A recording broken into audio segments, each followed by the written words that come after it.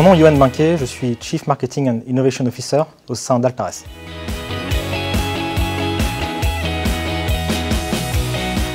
Non. À travers la data, on identifie en fait différentes sociétés.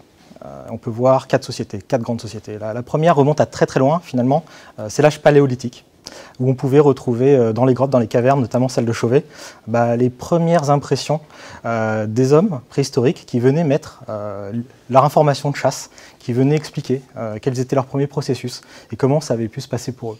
Finalement, quelle est la rupture qu'on a derrière? C'est l'écriture, c'est le fait d'avoir pu remettre une information sur des parchemins, sur des livres. Et celle qui arrive juste derrière, c'est l'imprimerie, qui a permis de diffuser finalement cette information à un grand nombre de personnes. C'est les 3 premières grandes ruptures de société et également d'évolution de la data.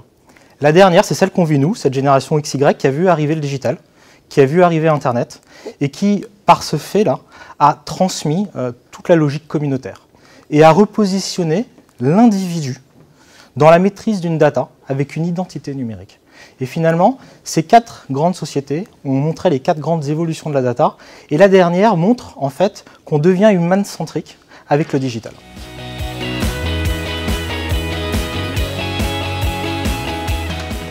Tout d'abord, il faut considérer la data comme un pigment. La data est une matière vivante.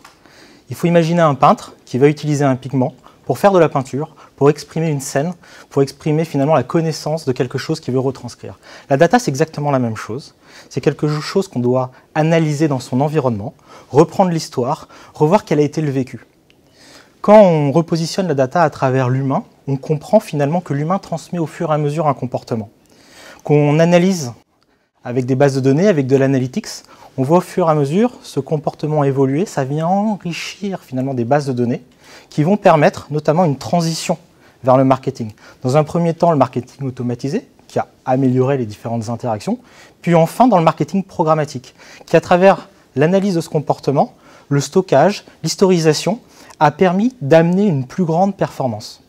Et donc la data permet d'être complètement omnicanal et également d'améliorer totalement la connaissance one-to-one qu'on peut avoir d'un individu avec lequel on travaille.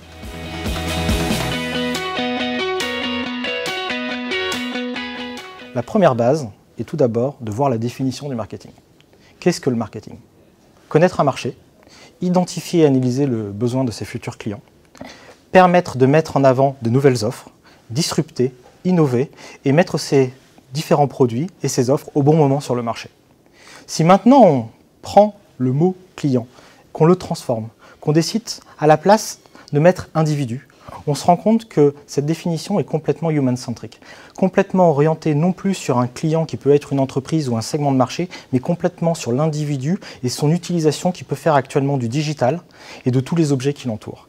Et ce point est clé, parce qu'il a commencé dans un premier temps dans les directions marketing, qui ont été heurtées avant les autres à tout ce que pouvait être la révolution du e-commerce, à l'analytics, à l'analyse. Ces fonctions marketing ont complètement évolué, les profils se sont transformés, on a pris des talents, on a pris des créatifs, on a pris des développeurs, on a pris des personnes qui faisaient de la data science et qui sont finalement venues complètement transformer les business models des fonctions marketing. Mais quand on y réfléchit, en fait, elles ont appris à analyser la data. Cette data est venue au fur et à mesure se transformer dans les différentes fonctions de l'entreprise, que ce soit la finance, que ce soit l'informatique. Et la direction marketing s'est elle-même transformée. D'ailleurs, qui parle maintenant de direction marketing? On parle de direction de marketing et innovation. On parle de direction digitale. On parle de direction de data science.